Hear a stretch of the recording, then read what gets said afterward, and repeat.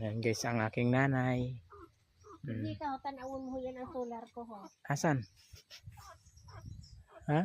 Yan ang ano ilaw niya. Pero ano yan ma? Malulubat agad?